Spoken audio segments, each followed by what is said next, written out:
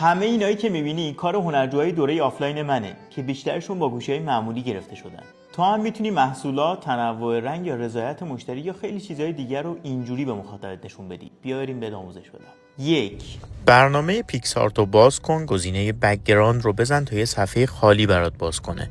حالا با گزینه اد فوتو و عکسایی که دلت میخواد روی تصویر به نمایش بذاری رو اضافه کن. از بین ابزارا گزینه شادو رو انتخاب کن و سایه تصویرها رو زیاد کن. 2.